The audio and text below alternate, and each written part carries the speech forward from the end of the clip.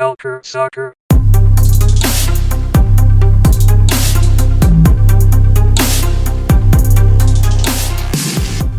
Bienvenue, chers auditeurs et auditrices, à un nouvel épisode de Culture Soccer.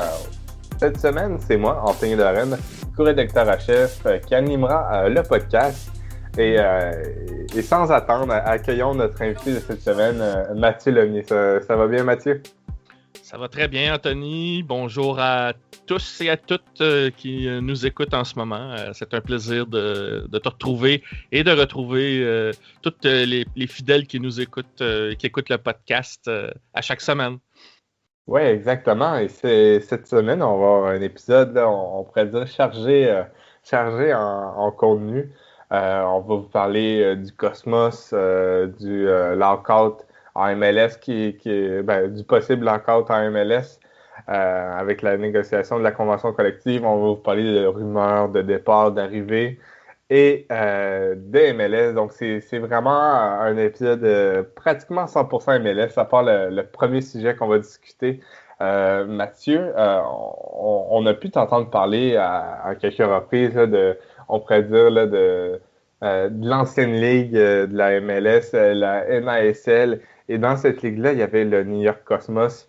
C'est une équipe historique qui a vu le meilleur joueur de l'histoire évoluer, là, Pelé au Cosmos. Après ça, malheureusement, la NASL c'est terminé, mais il y a eu, on pourrait dire, la NASL nouvelle génération. Le Cosmos faisait bien. Après ça, la nouvelle génération de la NASL a arrêté. Et la NISA est arrivée et le Cosmos semblait vraiment bien s'intégrer à cette ligue. Ça semblait bien aller. Malheureusement, la dernière saison, on avait eu quelques histoires pas très glorieuses du côté du Cosmos. Par exemple, des trajets de bus reliant Chattanooga à New York. C'est plus de, je pense, c'est une vingtaine d'heures de transport, si je ne me trompe pas. Donc, c'est des choses comme ça. Et on le sait, leur président, c'est celui également qui possède la Fiorentina. Donc, au niveau budget, les fans étaient un peu déçus de voir leur équipe délaissée. Et c'est ça, dernièrement, là, la semaine dernière, ça a été désormais officiel. Le New York Cosmos est en pause pour une durée indéterminée.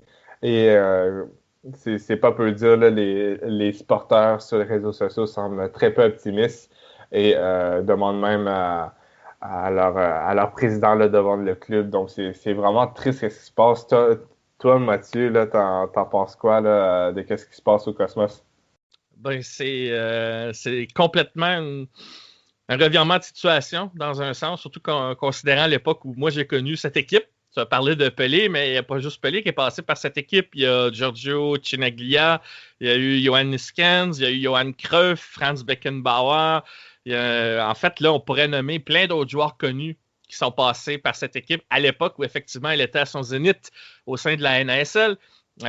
Carlos Alberto, voilà, il y a un autre nom là, qui m'est venu comme ça. Et même, je pense, Raúl, l'attaquant espagnol, est également passé par cette équipe. Maintenant, la réalité d'aujourd'hui, on le sait, ce n'est plus la réalité de la NASL d'autrefois. Et tu as parlé d'ailleurs du propriétaire qui est également propriétaire de la Fiorentina. Il avait acheté le Cosmos en 2017. Et les partisans de l'équipe s'attendaient à ce que, justement, il soit un peu le sauveur de l'équipe qui avait déjà connu quelques petites difficultés au moment de la vente de l'équipe à l'époque. Maintenant, à l'annonce de la décision, qui est toute récente, là, toute fraîche, effectivement, j'ai lu il y a quelques heures que les fans étaient vraiment très, très, très déçus. Je sais qu'on évoque le fait que la crise économique de la COVID-19 est effectivement, encore une fois, un prétexte pour justifier cette pause. Mais même encore là, les fans se demandent jusqu'à quel point c'est pas plutôt un prétexte pour justement laisser tomber l'équipe. Et on se retrouve un peu avec la situation que le club de Columbus a connue. C'est-à-dire que là, les fans vont essayer de se chercher un propriétaire pour préserver leur équipe. Et c'est là que la difficulté va se produire peut-être parce que effectivement, trouver un propriétaire qui pourrait être un peu représenté comme étant le sauveur économique du club, c'est loin d'être aussi évident parce qu'en 2017, ça avait été compliqué avant que le propriétaire actuel n'arrive et ne rachète le club en 2017. Alors, il faut s'attendre à ce que ce soit tout aussi difficile, surtout justement dans un contexte de COVID-19 où peut-être ça ne va pas forcément se bousculer au portillon. Mais après, on ne sait pas. Il peut encore se passer beaucoup de choses. Il faudra voir là, ce qui va s'en suivre, mais c'est vrai que c'est une triste nouvelle concernant cette institution du soccer là, en Amérique du Nord, en tout cas sur le plan historique. Oui, exactement. Et ils mettent de l'avant l'excuse de la COVID-19. C'est sûr, avec le président qu'ils ont, c'est un peu étrange avec les millions, voire les milliards qu'il a. Mais en même temps, c'est pas une raison farfelue quand on voit les autres clubs aux États-Unis, surtout dans les divisions inférieures. Il y a eu en Championship le Reno 1868 FC qui a dû cesser ses opérations, qui était un des meilleurs clubs en USL Championship. Il y a le North Carolina FC qui a dû aller en League One, donc en Division 3, parce que les temps étaient trop difficiles. Donc, c'est vraiment pas facile en ce moment pour les clubs amateurs, mais je pense que tout le monde s'attendait à ce que le Cosmos continue. C'est vrai que la nature du club a changé là, de 30 secondes pour le spécifier. C'est plus un club qui fait des profits, évidemment, en NASL, on s'en rend bien compte, même avant la COVID, contrairement à d'autres équipes qui évoluent dans ces divisions-là. Mais néanmoins, les fans sont des gens très, très fidèles. Il s'est développé après la période NASL glorieuse, une espèce de lien un peu particulier entre les supporters de l'équipe actuelle et ce que l'équipe a présenté dans les divisions inférieures aux États-Unis, même en changeant de lieu où jouer.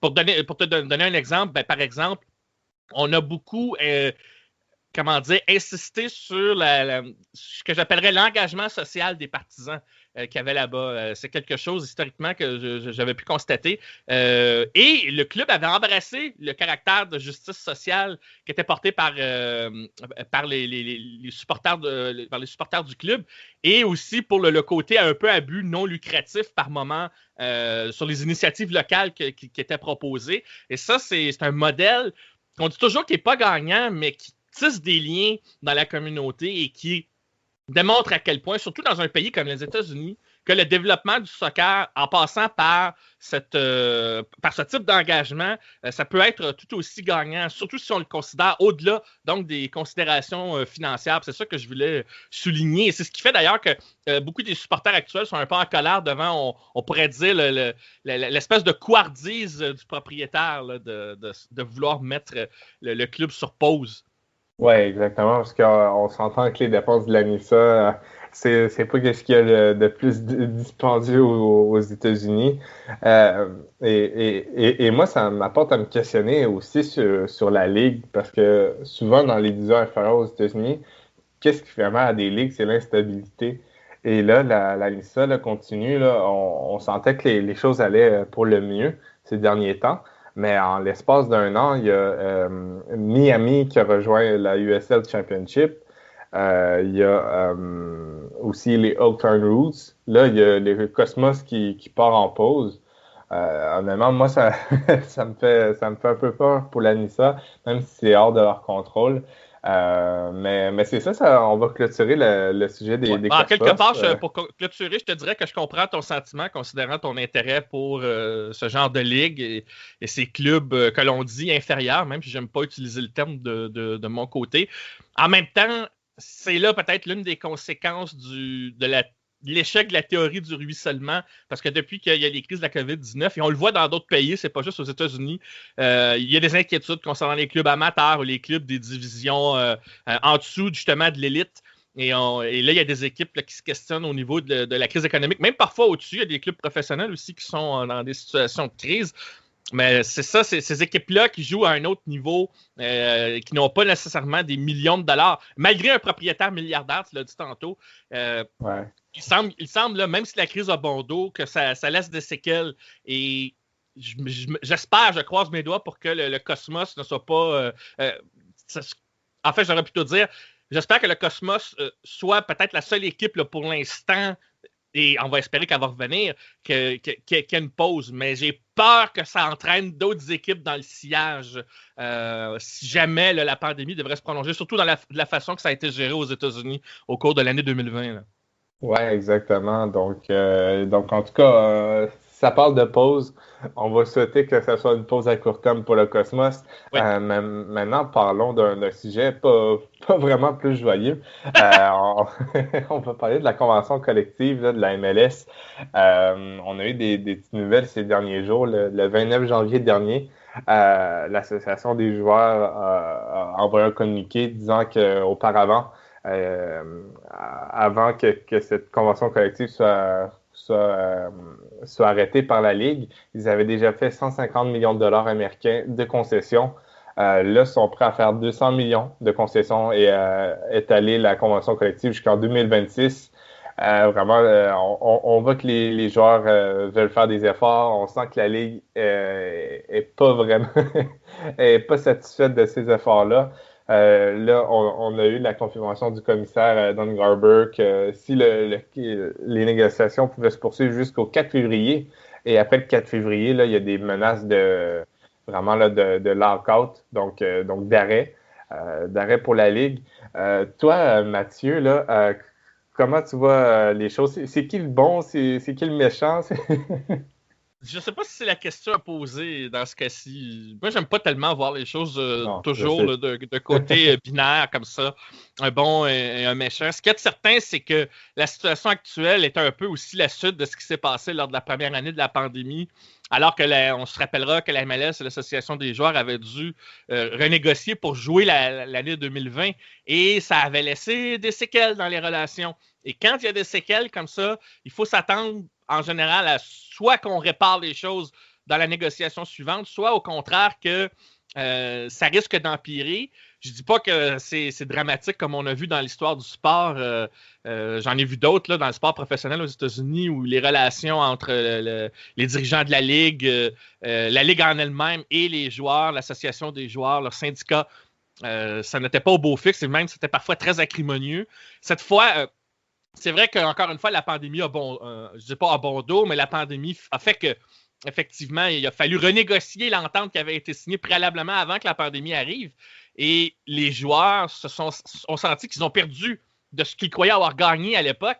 Et il faut comprendre qu'avec je dirais pas le succès de la MLS ou la croissance de la Ligue, ben les joueurs en voulaient toujours plus. Maintenant, avec la pandémie, la MLS dit avoir perdu 1 milliard.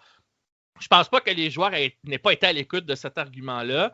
Mais en quelque part, il y a une limite à vouloir se faire marcher sur le dos, je pense. Et là, dans la situation actuelle, quand tu vois la réaction du commissaire Don Garber à la contre-proposition des joueurs qui a été livrée il y a 2 jours, on se dit, est-ce qu'on va échapper à un lockout? On semble se diriger de plus en plus vers ça. Et ce qui a, selon moi, aussi un peu rajouté l'insulte à l'injure dans ce cas-ci, c'est que la MLS a sorti un calendrier. Ben, en fait, c'est pas un calendrier, mais elle a pris la décision que la saison débuterait en avril. Étant donné les circonstances de la pandémie actuelle. Bref, elle commence à établir un peu comment la saison va se dérouler alors qu'aucune entente n'est signée. Alors, comment les joueurs réagissent quand tu vois ça, d'après toi? Alors, sans vouloir prendre forcément un camp, quand je regarde la situation factuellement là où elle en est, ça semble pas au beau fixe et j'ai pas l'impression, mais on a déjà vu pire et on a déjà vu parfois, alors qu'on croyait les choses un peu dans une impasse, on a souvent vu, il y a eu une entente. Je dirais pas qu'elle est sortie de notre chapeau, mais il y a eu comme un blitz de négociation et là, ça a discuté puis on est parvenu à s'entendre. Mais là, cette fois, j'ai l'impression qu'il n'est pas impossible que l'on échappe à un lockout là, cette fois-ci. Là, j'ai l'impression que ça se dirige de plus en plus vers ça parce que j'ai le sentiment qu'il y a quelque chose de déconnecté entre la direction de la MLS et l'association des joueurs. Oui, exactement. J'ai l'impression que du côté de la MLS, comme tu dis, c'est vraiment pas pour dire qui est le méchant ou le bon, mais j'ai l'impression que la MLS a beaucoup de pertes à éponger, pas mal comme tout le monde. et tente désespérément de trouver peut-être une solution ou d'améliorer la situation, tandis que les joueurs se sentent peut-être un peu floués du fait ils l'ont déjà renégocié, ils ont déjà fait des efforts avant la saison. Ils ont mis leur santé en jeu et après, tout de suite après la saison, tout est à recommencer. Donc, je pense qu'il y a des deux côtés là. C'est ça, comme tu dis, c'est déconnecté. Donc, reste à voir les choses. Reste à voir, ça va être quoi la suite. Pour Euh, spécifier, juste rapidement, ouais, dans ouais. la contre-proposition, les joueurs ont dit qu'on voulait prolonger la convention d'un an, alors que la MLS dit qu'on veut la prolonger de 2 ans. Pour récupérer justement les pertes encourues. Puis c'est un des points d'achoppement. Il y a aussi évidemment toute la question des joueurs autonomes également, l'accès à l'autonomie qui pose problème là, entre la direction et le syndicat des joueurs. C'est entre autres, ça fait partie là, des choses là, vraiment où est-ce que ça achoppe là, au niveau des discussions. Puis on va espérer, là, tu l'as dit au début, Don Garber a prolongé jusqu'en février. Et peut-être justement aussi, c'est peut-être aussi pour ça que la Ligue, si on voit les choses comme avec l'autre côté de la médaille, le fait que la saison commence le 4 avril, c'est pas juste à cause de la pandémie, mais c'est peut-être pour espérer avoir un laps de temps suffisant pour en arriver à un accord. C'est pas impossible non plus. Fait que on va voir, mais pour l'instant, là, j'ai comme pas l'impression, après 2 rondes de négociations difficiles depuis un an, que le lockout, là, il faut vraiment qu'on envisage la possibilité que ça se produise. Là. Oui, exactement. Donc, ben, tu sais, qu'est-ce qu'il dit off-season? Il dit négociation de convention, mais ça dit également, Mathieu, ça dit également rumeur et transfert. Donc, on va parler des rumeurs. Il y a quand même eu des grosses rumeurs dernièrement. Ben, la première, c'est Altidore qui était cité là, pour un transfert pour sortir, on pourrait dire, de Toronto. Mais il a carrément tout nié. Il a tout nié sur Twitter. Mais toi, Mathieu, là, si Altidore devrait partir, tu le verrais aller où en MLS, par exemple? Ah mon Rapidement. Dieu, c'est difficile à dire. Il pourrait aller au Galaxy ou à Miami, là, une de ces équipes là, fortunées. Ou il pourrait quitter la MLS aussi, hein, ça pourrait être envisagé aussi. Cela dit, à un moment donné, je l'avais déjà dit en ondes un petit peu partout. Toronto est peut-être rendu, après ce qui s'est passé au cours de la dernière saison, le départ de Greg Vanney, un peu à la croisée des chemins avec ce que j'appellerais, là, c'est ce qui faisait le noyau de son équipe au cours des dernières saisons. Et le fait, entre autres, que Altidore a été souvent blessé, ça commence à coûter cher à l'organisation. Là. Parce qu'on oublie que même si Toronto, ils ont les poches profondes pour dépenser beaucoup d'argent, en particulier sur les joueurs désignés, c'est aussi l'équipe, quand on regarde les chiffres, c'est une équipe qui, si heureusement, si elle n'avait pas les poches profondes, elle serait peut-être pas autant endettée. Et justement, à un moment donné, à force d'avoir autant de dépenses, il faut pouvoir le justifier. Donc, la question, c'est qui a les moyens de s'offrir un Altidore au moment où on se parle. C'est pour ça que j'ai cité les clubs riches dont je te parle. Mais qui va prendre ce risque-là, considérant aussi qu'il est blessé souvent? C'est pour ça qu'il ne faut pas écarter la possibilité qu'il aille jouer ailleurs que dans la MLS. En même temps, j'ai du mal à imaginer qui serait prêt à payer pour un joueur qui est souvent blessé, même tout aussi efficace devant le but soit-il. Oui, exactement. Et moi, cette rumeur-là, ça m'a fait ressortir une rumeur là, qu'Aldi avait sorti de source sûre il y a quelques podcasts du fait que Toronto cherchait un latéral gauche et un attaquant de premier plan. Donc, moi, j'ai comme fait des petits liens dans ma tête. Je me dis, ah, ça se pourrait. Puis là, après ça, Altidore, on pourrait dire, là, dit que c'est faux. Donc, en tout cas, on va voir la reste des choses, mais je pense que le dossier n'est pas fermé. Sinon, du côté des Red Bulls de New York, Aaron Long a été cité là, en Angleterre ces derniers temps et même à Liverpool avec leur problème de blessure. Aaron Long, c'est ça, pourrait aller à Liverpool. Là, on a vu que les Red Bulls ont refusé des prêts en Championship, mais j'ai pas vu de refus du côté de Liverpool. Moi, j'ai une question pour toi, Mathieu. Est-ce que tu penses que Aaron Long est prêt à aller à Liverpool? Et je suis pas certain, étant donné les performances de ces dernières années, il a perdu un peu du haut niveau qu'il avait atteint il y a peut-être de cela 3 ans. Je le vois pas de toute façon titulaire s'il allait à Liverpool. Et je peux comprendre que Liverpool soit peut-être intéressé étant donné l'aspect physique et les nombreuses blessures qu'ils ont dans leur brigade depuis plusieurs mois. Mais pour l'instant, lorsque je regarde son niveau, je pense pas qu'il soit prêt à jouer régulièrement en Ligue anglaise. C'est un bon défenseur là, en MLS. Là. On va pas se le nier. On va pas se le cacher. Mais j'ai encore du mal à l'imaginer aller jouer à un si haut niveau. C'est bizarre à dire, mais moi, je le voyais plus continuer dans le circuit Red Bull, aller à Salzbourg peut-être, là, ou peut-être jouer en Allemagne, où justement, beaucoup de joueurs nord-américains s'en tirent assez bien. Là, peut-être, ça aurait fait un peu plus de sens pour moi. Là, mais en Angleterre, je trouve que la marche est un peu trop haute pour lui là, en ce moment. Oui, il a quand même été défenseur de l'année en 2018. C'est sûr, ça fait 2 saisons, comme tu dis. Ça va faire 3 avec la saison actuelle, c'est pour ça que j'avais Ouais, dit ouais, 3, ouais, exact. mais il n'a pas montré assez de constance pour qu'on puisse se dire que ça va être une valeur sûre, surtout pour une équipe comme Liverpool, qui, sur Jürgen Klopp, là, a atteint là, des sommets qu'on n'avait pas vus depuis 30 ans au sein de cette équipe. Puis quand on voit pourquoi et quand on regarde la nature de leurs défenseurs, on se dit qu'Aaron Long a pas mal de croûte à manger quand même. Là. Ouais, exactement. Puis surtout quand on voit que Jordan Morris signe un championship. Pour Aaron Long, ça serait vraiment beaucoup, mais beaucoup de pression à Liverpool. Je trouve cette rumeur quand même assez farfelue parce que c'est ça, je pense. Il y a peut-être le niveau pour jouer en première ligue, mais je pense pas que c'est dans le haut du classement. Reste à voir, mais c'est ça. Plus qu'il attend pour aller en Europe, moins que ça risque d'arriver. Il a quand même 28 ans. Il va avoir 29 ans là, en octobre. Donc, tu sais, ça s'approche, ça s'approche. Mais c'est ça.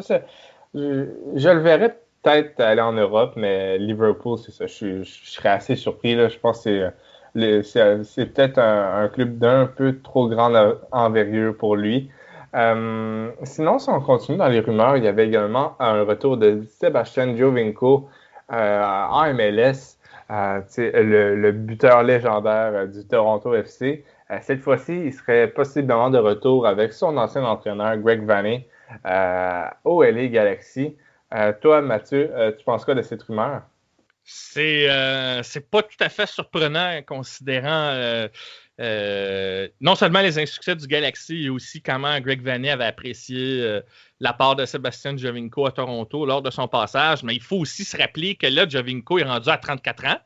Et donc, il n'est plus au plus haut sommet de sa carrière. Ça, c'est la première des choses. Puis la deuxième, déjà, lorsqu'il était arrivé à Toronto, sa meilleure saison a été sa première saison et au fur et à mesure que les saisons avançaient, sa production diminuait.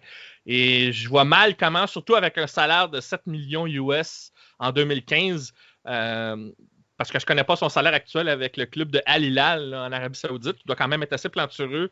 J'ai encore du mal à imaginer qu'on mise sur du court terme au LA Galaxy avec un joueur de cette trempe-là, même si je comprends que Greg Vanney l'apprécie et même si la MLS a aimé a aimé ce joueur-là lorsqu'il est venu en MLS en 2015. Mais voilà, en 2015, ça fait 5 ans, voire 6 ans de ça. Il avait 27-28 ans, il était en pleine force de l'âge. Maintenant, il a 34 ans et je vois mal comment il pourrait performer aussi bien qu'il avait fait en 2015 lorsqu'il avait marqué 22 buts. Oui, exact. Ça se peut que ce soit pas le même Giovinco qu'on voit aller. Tu vois, j'ai fait un petit tour sur Transfer Market et en une douzaine de matchs là, en Ligue en Arabie Saoudite, il y a seulement 2 passes décisives. Donc, même s'il a joué 66% des minutes de son équipe, c'est toujours aucun but cette saison. Donc, c'est peut-être la motivation qui est pas là, ou son niveau qui a peut-être un peu régressé. Mais en tout cas, c'est sûr, j'avais pas pensé à cette partie-là, mais ça risque pas d'être le même attaquant qu'on a vu partir du Toronto FC. Ce serait pas le moment d'avoir un autre éléphant blanc au niveau salarial après l'échec là, de Chicharito. Là. Ouais, exactement. Je pense que là, le Galaxy serait mal pris là. Sinon, si on continue, maintenant du côté des entraîneurs, il y a Mathias Almeida qui a été, là, on a vu des rumeurs qui l'envoyaient là, comme sélectionneur de l'équipe nationale du Chili. Moi, quand j'ai vu cette rumeur, j'ai été assez surpris parce que dans ma tête, Mathias Almeida joue un style de jeu que les joueurs devraient être préparés. Ça prend beaucoup de pratique. On l'a vu dans la première année des Earthquakes. La tactique n'a pas toujours très bien passé. Ça prend du temps pour s'acclimater et tout. Donc, le voir cité comme dans un poste de sélectionneur, s'il veut faire sa tactique de man-to-man, j'ai l'impression que ça va être très dur pour les premiers temps au Chili. Je ne sais pas si tu es d'accord avec moi. Oui, à peu près. Mais en même temps, je me dis que d'abord, c'est pas la première rumeur considérant le possible départ de Mathias Almeida sous d'autres cieux, on va se le dire. J'ai même vu au mois de décembre un article disant que c'était tout à fait normal que Mathias Almeida soit relié à d'autres équipes ou soit approché par d'autres. Alors, ce même média a publié un article disant que le Chili n'aurait pas contacté les Earthquakes à propos de Mathias Almeida. Donc, on nie un peu cette rumeur-là. Alors, évidemment, moi, en tant que journaliste, j'aime à dire que je préfère le factuel aux rumeurs. Mais vu comme ça de loin, je me dis que quand on regarde le parcours de cet entraîneur-là, même en dépit de l'approche que tu as soulignée, qui est une approche qu'on aime ou pas, mais qui, pour l'instant, il a démontré qu'il était capable de gagner avec cette approche-là, qu'il a eu du succès, et c'est ce qui fait qu'il suscite l'intérêt de plusieurs équipes. Et c'est pour ça que je trouvais ça très bien, moi, quand les Earthquakes ont réussi à mettre la main sur un entraîneur de cette trempe-là, après sa réussite en Ligue des Champions avec Guadalajara, en quelque part, qu'il soit convoité, même par une sélection nationale, pour moi, c'est pas une surprise. Et il pourrait très bien, effectivement, un jour être sélectionneur. Est-ce que ce sera le Chili ou une autre formation? Il faudra voir. Alors, à court terme, bizarrement, je vois encore avec les Earthquakes la saison prochaine. C'est bizarre à dire.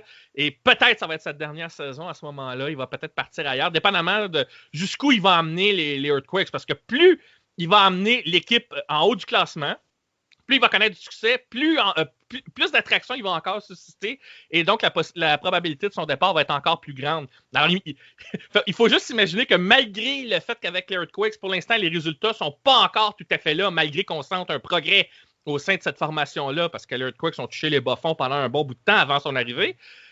Et si déjà à partir de là, il suscite de l'intérêt, qu'est-ce que ça va être quand il va réussir avec les Earthquakes? Alors, je me dis que va falloir se faire à l'idée qu'il soit convoité et qu'il ne restera malheureusement pas là, X années avec les Earthquakes et qu'il pourrait se retrouver là ailleurs, que ce soit en Liga MX, en Argentine, la Ligue Primera, là, comme on l'appelle là-bas, ou à la tête d'une sélection. Peut-être le Chili, mais pas forcément cette année, mais peut-être dans 3-4 ans, peut-être, je sais pas. Ça va être intéressant de voir les choses. Surtout, je pense qu'Almeida, cette saison, ça va être un peu la saison de confirmation s'il reste en MLS. C'est ça. Exactement. Parce que, exactement, la première saison, il en a surpris plus d'un. La deuxième également, parce que la plupart de ceux qui suivent les Earthquakes étaient pas mal déçus par leur régime de performance. Et vers la fin de la saison, ça s'est mieux passé. Je pense que toi, tu étais un des seuls à Culture Soccer à croire aux Earthquakes. Et au final, ça s'est quand même bien passé. Une saison quand même réussie. Donc là, j'ai l'impression que cette saison, c'est vraiment la saison de confirmation pour Almeida. Je pense que c'est logique de conclure ce cycle de 3 ans là, lors de 2021. Donc, ça va être intéressant à voir les choses aller. Sinon, du côté on pourrait dire des nouvelles un peu plus officielles, il y a un des joueurs chouchous d'Antoine Latran, Jordan Morris, qui est parti en Championship pour rejoindre Swansea. Vraiment, ça va être un gros départ là, à combler du côté de Seattle, mais en même temps, c'est un homegrown player. C'est un joueur qui a grandi à Seattle et tout. Donc, ça va être intéressant de le voir. Je pense que les Sounders sont très fiers. Je pense qu'ils vont trouver son remplaçant. Toi, est-ce que tu le voyais partir durant la season? Je le voyais éventuellement partir, mais encore une fois, on se dit toujours, on porte toujours à plus tard. Moi, je me disais qu'elle allait encore rester avec Seattle, mais finalement, voilà, à un moment donné, ce qu'il a accompli, surtout après ses blessures, où on aurait pu croire qu'il aurait ralenti, ben non, au contraire, il a trouvé le moyen de revenir assez fort malgré les types de blessures qu'il a eu. Et il est encore jeune. Et de voir une équipe anglaise, et là, on ne parle pas de Liverpool, là, on parle d'une équipe même là, qui est au Pays de Galles, qui joue en seconde division, qui vient parfois en première, mais qui est une équipe là, un petit peu plus modeste. Que ce genre d'équipe-là soit attirée par un joueur de la trempe de Jordan Morris, ça c'est moins surprenant. Et de voir aussi ce que Jordan Morris a fait et a apporté au sein de cette équipe de Seattle, de voir le profil du joueur, pour moi ça fait quand même un petit peu plus de sens là, que Aaron Long à Liverpool. Et moi, à quelque part, je lui souhaite bonne chance là-bas. Ça sera pas facile, il ne faut pas penser que ça va être facile pour lui. Mais Morris a la réputation d'être quelqu'un qui justement est sa façon d'être revenu de ses blessures le prouve. C'est un joueur qui bosse, c'est un joueur qui travaille, il ne s'assoit pas sur ses aptitudes. Au contraire, il cherche à s'améliorer constamment. Il peut y avoir des matchs où il est absent, c'est certain. Il n'y a pas un joueur là, qui joue chaque match à la perfection, mais son profil indique qu'il a ce qu'il faut pour réussir à l'étranger. On va lui souhaiter en tout cas la meilleure des chances là, à Swansea là, en seconde division. Oui, exactement. Je suis absolument d'accord avec toi.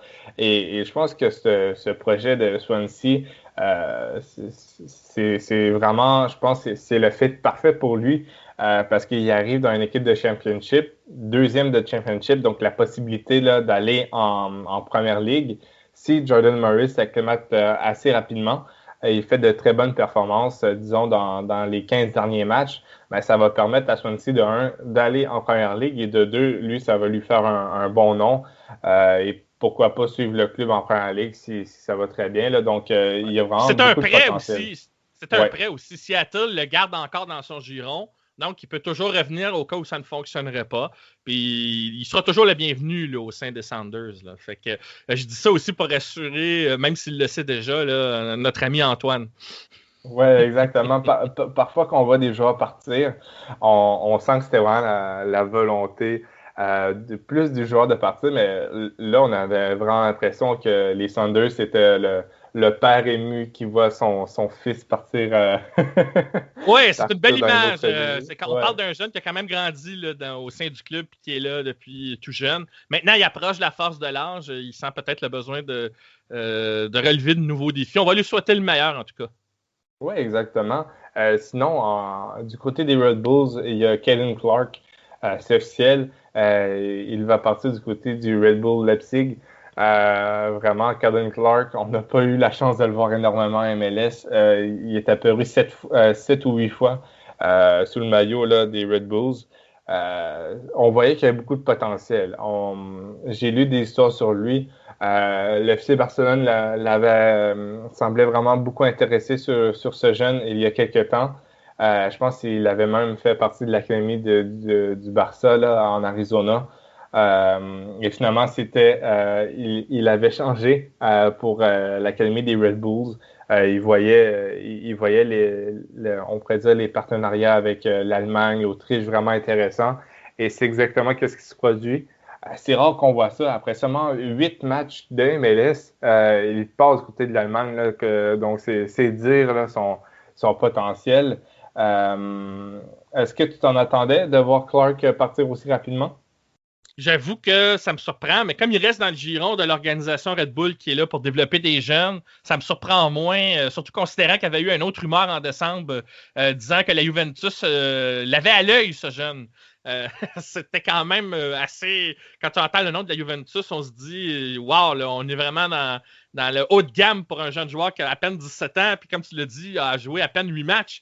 Mais le fait qu'on l'envoie à Leipzig, c'est que là, on arrive à la fin de la période des transferts en Allemagne. Et encore une fois, là, on garnit un peu la formation là, de jeunes joueurs qu'on veut faire progresser. C'est parce que les Red Bulls, c'est un peu ça la synergie. C'est que des jeunes joueurs progressent. Et pas nécessairement dans un but de revente, nécessairement, même si ça aide et que ça fait des profits.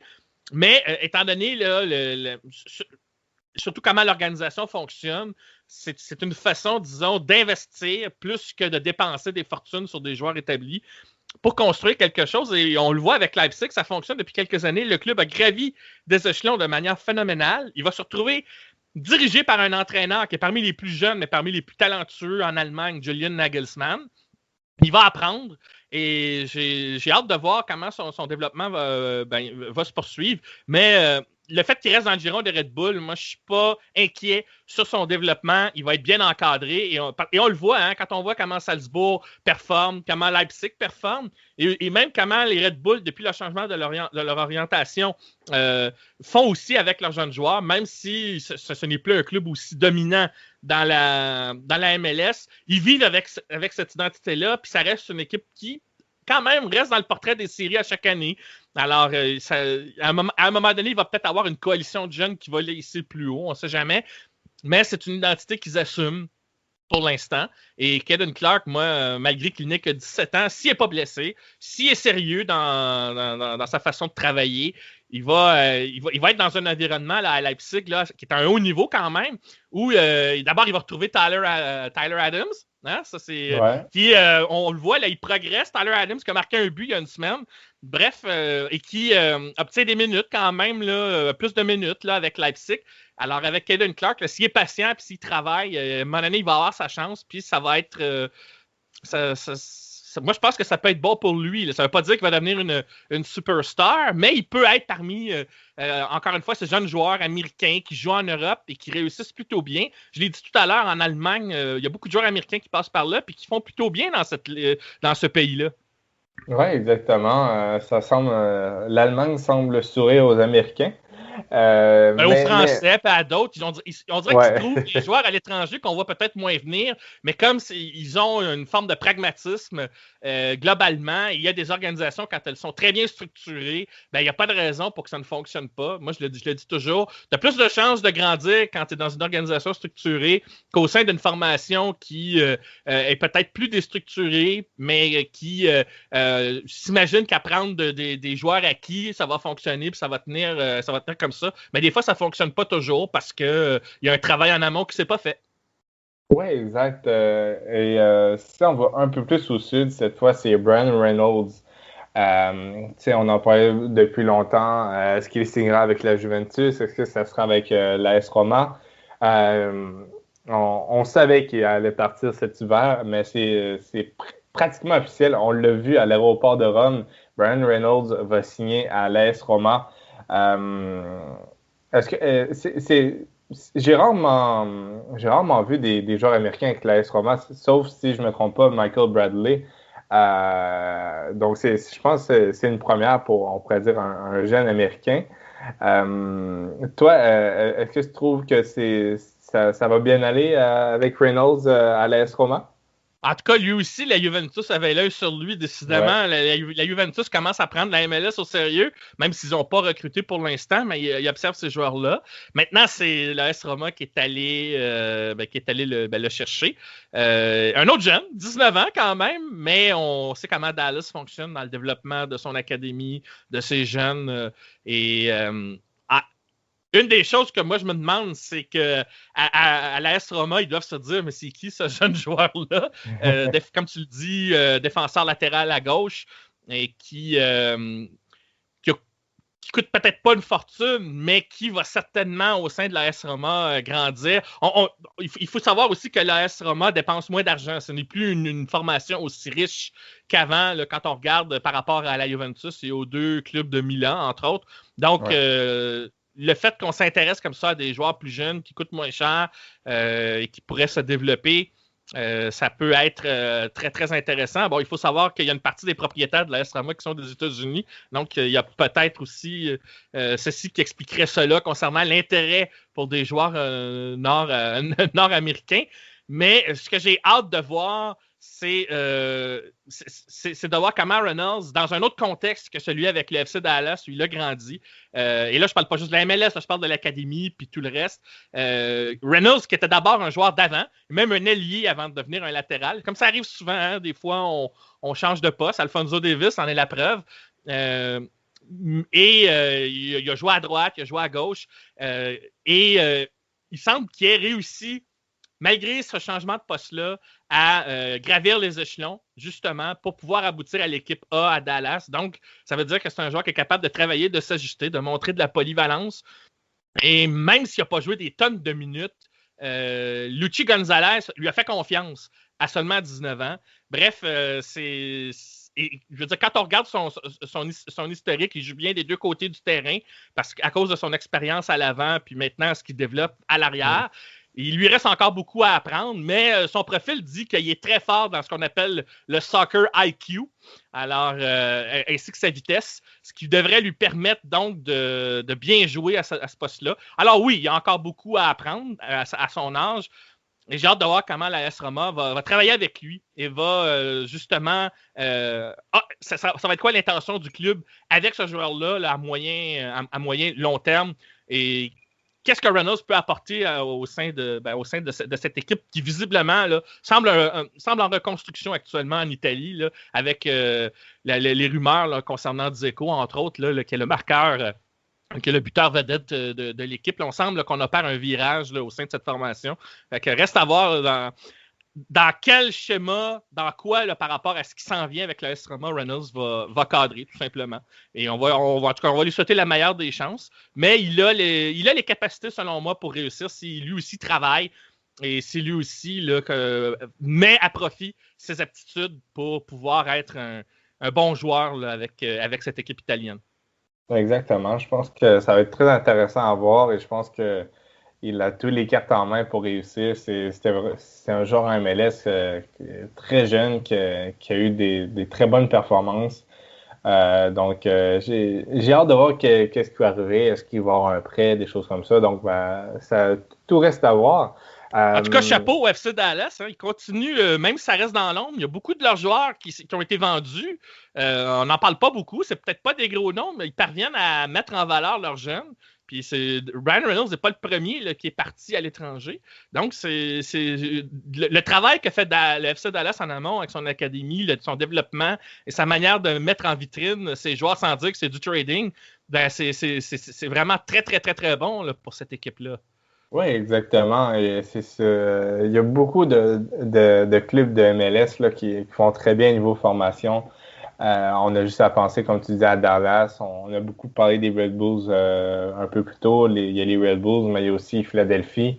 Quand on voit qu'un jeune comme Brandon Aronson qui est parti là, du côté de l'Autriche pour rejoindre le Red Bull Salzburg avec Jesse March. Donc, ça va être intéressant à voir. Maintenant, parlons un peu des arrivées. Une arrivée quand même assez surprenante du côté d'Atlanta. Lisandro Lopez, le buteur argentin. Que tous les Lyonnais connaissent. Moi, vraiment, j'ai été surpris de le voir arriver. Je pense qu'il vient un peu remplacer le poste de Eric Cubo-Torres. Et Joseph Martinez, on ne sait pas s'il est encore en santé. Donc, je pense que c'est vraiment pour enlever un peu de pression à Martinez et pas trop en mettre sur les épaules d'Adam Yan parce que je pense pas qu'il va pouvoir livrer la marchandise. Donc, je sais pas si tu es du même avis que moi, Mathieu, mais moi, j'ai vraiment l'impression que c'est en attendant que Joseph Martinez soit en santé. C'est pas impossible, mais je suis quand même très surpris. Lisandro Lopez, là, écoute, là, ça me rajeunit pas, là. Il va avoir 30... Juste pour spécifier, là, Lisandro Lopez va avoir 38 ans et moi, je vais en avoir 48 à la même date, le 2 mars prochain. Imaginez, là, Lopez va avoir 38 ans, puis je suis allé voir ses statistiques en Argentine au cours des dernières années, puis c'est pas flamboyant. Là. On est loin de l'attaquant qu'il était à l'époque où il jouait avec l'Olympique Lyonnais. Alors, pour moi, c'est du très court terme. Ça me surprend d'autant plus qu'Atlanta, c'est pas dans leurs habitudes d'aller chercher des vétérans comme ça en fin de carrière. Alors, pour moi, ça reste du court terme. Effectivement, probablement en attendant que Martinez revienne en santé. Mais franchement, moi, j'aurais opté pour quelqu'un qui soit moins connu, plus jeune, mais qui aurait pu faire livrer la marchandise en attendant justement que Martinez revienne et qui peut s'avérer un bon substitut dans les cas où justement Martinez ne marque pas ou quoi que ce soit, parce que la blessure que Martinez a eue, quand il va revenir au jeu, il va peut-être pas produire tout de suite. Ça va demander un certain temps là, pour qu'il se remette en forme de match et retrouver son niveau avant sa blessure. Alors, c'est pour ça que je trouve que la question de Lisandro Lopez fait pas énormément de sens pour moi parce que ça reste du très court terme. Mais c'est pas garanti qu'ils produisent de façon régulière. La MLS a beaucoup changé. Donc, j'ai quand même un doute. Malgré les belles années que ce joueur-là nous a donné lorsqu'il jouait avec Lyon. Alors, je sais pas. Il faudra voir. Il peut encore nous surprendre, là, j'avoue. Mais je trouve que dans toutes les acquisitions là, récentes, là, celle-là, je dois avouer que mes yeux ont quand même écarquillé pas mal plus, étant donné là, justement là, son âge et ce qu'il est devenu là, au cours des dernières années là, en Argentine. Oui, exactement. Je pense que ça va être intéressant à voir, mais je pense que il arrive avec beaucoup de doutes de la part des amateurs de MLS. Mais c'est ça, ça reste à lui à nous prouver le contraire. Sinon, on parlait de doute un peu. Aussi, une signature que moi m'a fait beaucoup douter, c'est Phil Neville qui est devenu l'entraîneur de l'Inter Miami.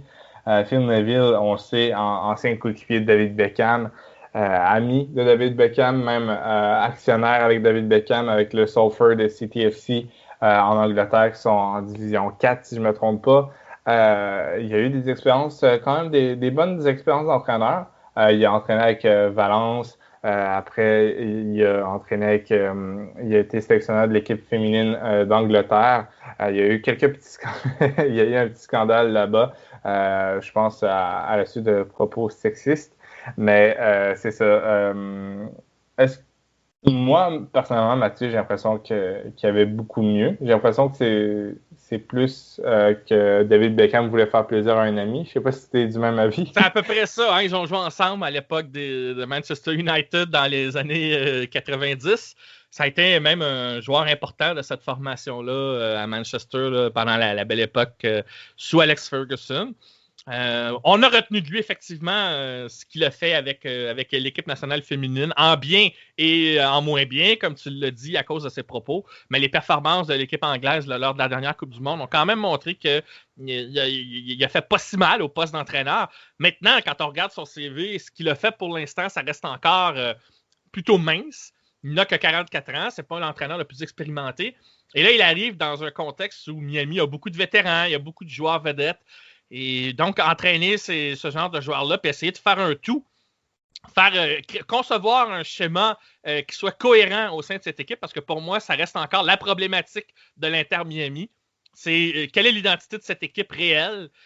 Quel est le fond de jeu qu'on veut proposer pour que ce soit cohérent de façon à ce que cette équipe-là soit parmi les meilleurs en MLS? Parce que pour moi, c'est pas le tout là, d'embaucher des stars ou des joueurs avec des grands noms. Et je sais pas. C'est parce que si ça devait échouer, si ça devait ne pas fonctionner sous Neville, on va commencer à se poser des questions sur la façon qu'a justement David Beckham, la vision qu'il a de son équipe. Et on va se demander est-ce que c'est pas un peu en retard par rapport à ce que la MLS est devenue, justement, c'est-à-dire une ligue où là, cette fois, ce ne sont plus des joueurs pré-retraités qui font le succès de cette ligue, mais les plus jeunes et les équipes qui ont des académies plus fortes, des équipes qui ont un peu plus de cohérence, qui ont un fond de jeu bien défini, qui ont une identité assumée, comme Columbus qui a remporté la Coupe MLS, par exemple, tiens, puisqu'on en parle. Alors, ça va être un gros test pour David Beckham, autant que pour Phil Neville cette saison, mais j'ai hâte de voir ce que ça va donner. Mais moi, en tout cas, la question que j'avais également lorsque l'Inter Miami a commencé sa saison, pour moi, demeure quelle est l'identité de cette équipe? Quel est son fond de jeu? Qu'est-ce qu'on veut faire vraiment avec cette formation-là? Dans quelle direction on veut aller? Pour moi, ça reste encore très opaque et c'est pas l'embauche de Phil Neville qui répond pour l'instant à toutes mes questions. Exactement. Et j'ai vraiment l'impression depuis le début tu sais, on approche bientôt des camps d'entraînement et tout. Et vraiment, j'ai l'impression que l'Inter Miami, c'est pas tant renforcé. Il y avait peut-être meilleur niveau coaching sur le marché. Donc c'est ça. Moi, les mêmes doutes qu'on avait avant le début de la saison, comme tu dis, on a les mêmes et vraiment, même leur site web n'est pas à jour. Là je fais le tour et tout. Et je vois encore Luis Robles et tout. Donc, en tout cas, mais c'est ça. Je pense que c'est ça. Miami a encore beaucoup à prouver. On a les mêmes questions. On avait les mêmes questions il y a un an. On avait les mêmes 6 mois, 3 mois, un mois, une semaine. C'est encore les mêmes questionnements. Et un jour, il va falloir avoir les réponses là, s'ils veulent réussir. Donc c'est pas mal ça. Ce que si on veut conclure là, les nouvelles MLS. Maintenant, Mathieu, tu voulais nous parler du Austin FC. Je dois t'avouer, moi personnellement, Austin FC, c'est une équipe que je rêvais de vouloir haïr avec Anthony Precourt et tout et tout. Mais honnêtement, c'est plus fort que moi. Depuis que je les vois bâtir leur club, que ce soit administrativement parlant ou vraiment sportivement, je trouve qu'ils le font très bien. Je peux pas. Je pense que je les aime bien, en fait. Et c'est ça. Donc. C'est ton côté cowboy qui ressort, là. Ouais, c'est ça. Non, mais pour vrai, les maillots, même s'ils restent simples, je trouve qu'ils sont quand même assez classe. Donner une deuxième chance à un Matt Bisler, j'adore ça.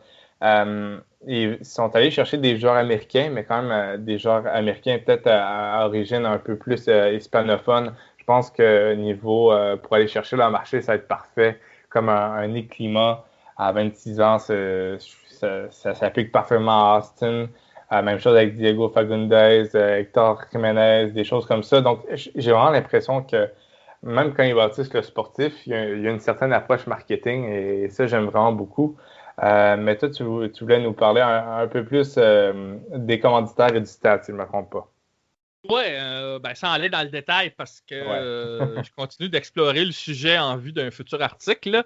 Donc, vous aurez plus d'informations là, à venir. Mais toujours est-il que depuis qu'on a baptisé le stade le Q2 ou le Q2, c'est justement le nom d'un des principaux commanditaires du club. Alors, on se pose souvent des questions. Ouais, donner le nom d'un commanditaire, c'est effectivement très, très banal. Mais là où je veux porter l'attention, c'est que ce commanditaire-là, Q2, est très identifié à la communauté d'Austin. Et a l'intention, justement, de ne pas juste se positionner comme un simple commanditaire du club, mais de s'inscrire aussi dans la communauté de la ville et au niveau de la communauté foot de la ville.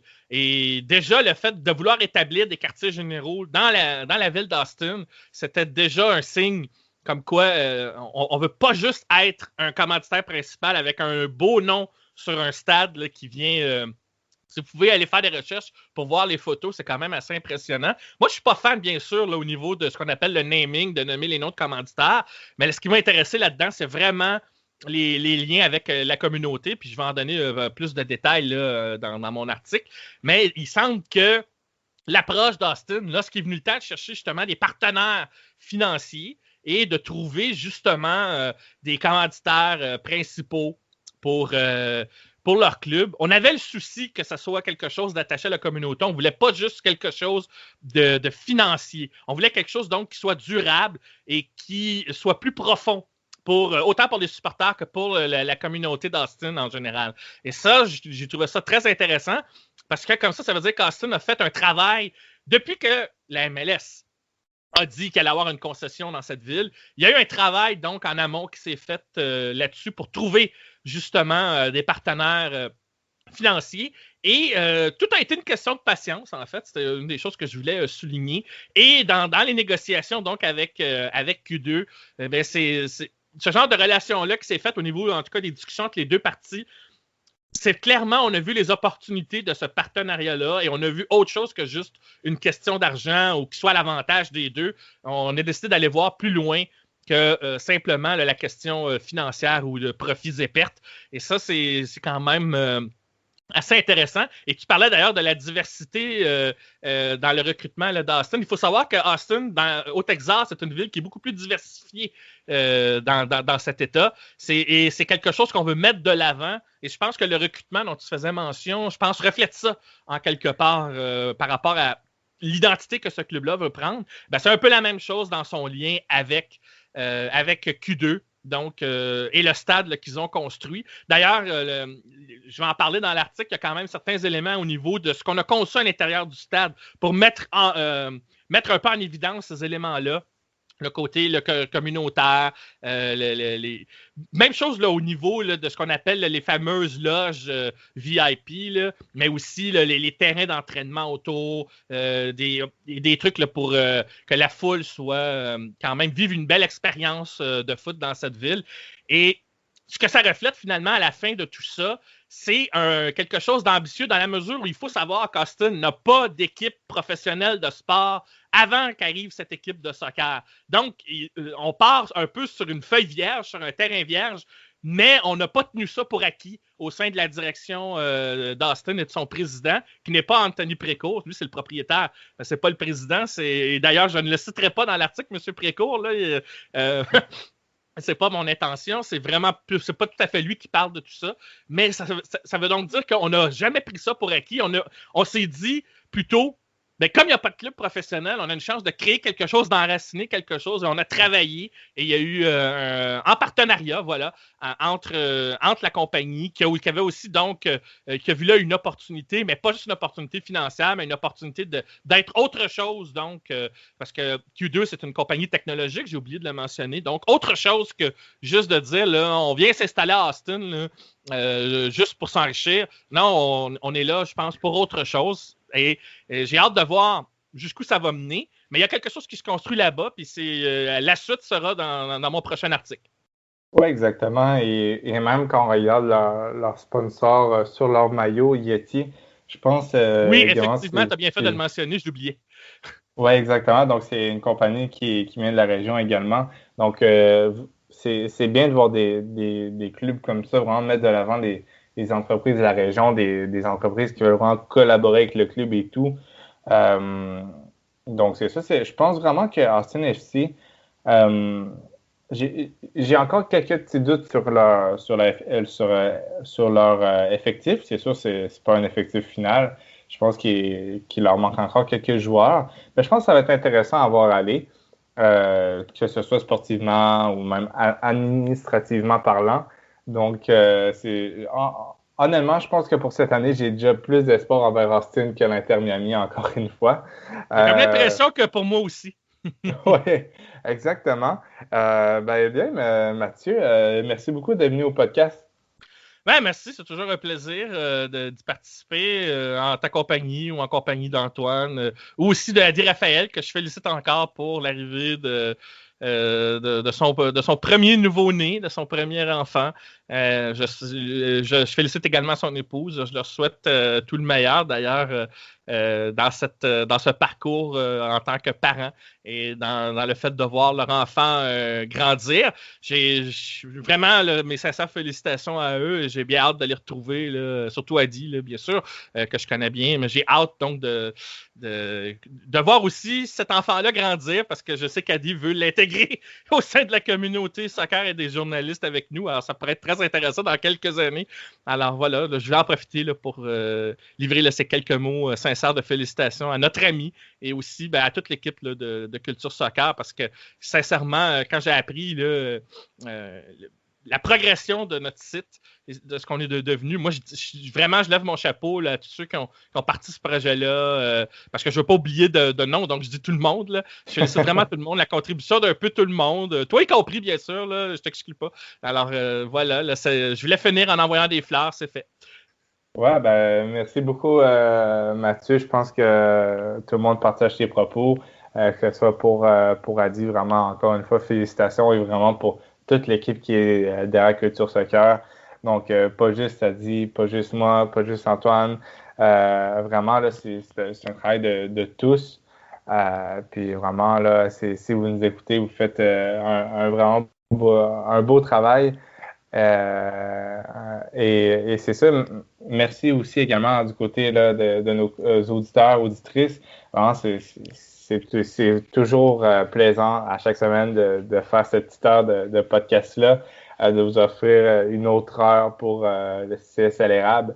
Et vraiment, là, en vue d'un possible lockout MLS, n'hésitez surtout pas à écrire en commentaire si vous voulez avoir des idées de sujets précis ou des choses comme ça. Ça va nous faire plaisir de vous le faire. Donc, c'est pas mal tout. Et si vous voulez nous encourager, c'est vraiment de partager. Parlez-en à vos amis que vous savez qui aiment le soccer et ça va nous faire plaisir là, d'avoir des auditeurs supplémentaires. Donc, merci à tous et je vous souhaite une bonne semaine.